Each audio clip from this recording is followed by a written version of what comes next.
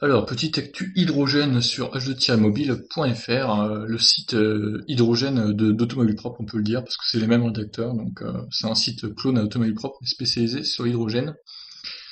Donc, concernant la Toyota Mirai, présentée pour la première fois sous forme de concept fin octobre à l'occasion du salon de l'automobile de Tokyo, la nouvelle Toyota Mirai vient d'être dévoilée dans sa version définitive lors d'un événement organisé par le constructeur à Amsterdam.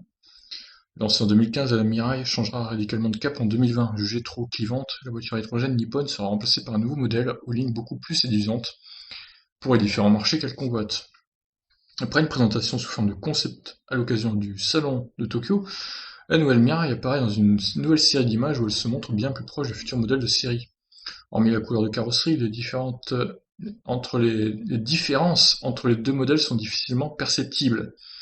Alors il y a une petite faute, hein, c'est pas un T qu'il faut mettre, c'est un C là. Du coup, grande berline à l'allure élégante, cette nouvelle Mirai s'étend sur 4,98 m de longueur et propose un empattement de 2,92 m. À l'intérieur, elle peut accueillir jusqu'à 5 passagers, soit un de plus que la version actuelle. Alors concernant l'autonomie, donc, profitant des derniers travaux du groupe Nippon en matière de recherche et développement, la berline proposera 30% d'autonomie supplémentaire par rapport à la version actuelle. Un gain obtenu à la fois par l'augmentation de la capacité de stockage des réservoirs d'hydrogène et l'optimisation du rendement de la pile à combustible. En partant des 480 km annoncés par la version actuelle, le nouveau modèle devrait ainsi proposer environ 600 km avec le plein. À ce stade, Toyota n'en dit pas plus quant aux caractéristiques et aux perfs du modèle. On sait toutefois que cette nouvelle Mirai reposera sur la plateforme GAK, déjà utilisée à bord des Toyota RAV4 et Lexus LS. Celle-ci pourrait faciliter l'extension de la gamme du constructeur, notamment chez Lexus, où le lancement d'un modèle alimente les rumeurs depuis quelques mois.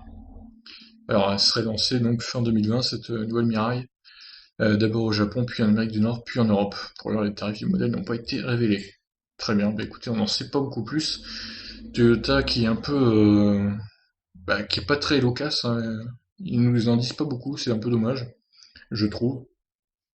Bon, bah écoutez, hein, on verra si cette Mirai optimise la conso, parce que c'est vrai que les voitures hydrogène c'est au moins 1 kg au 100, soit le kilo en France c'est 12 euros, voire 13, donc je vous laisse faire les calculs, c'est hors de prix.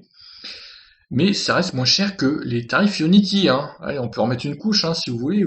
J'ai vu que ça vous avait fait rager, et je vous comprends dans les commentaires. Moi aussi, ça me fait rager.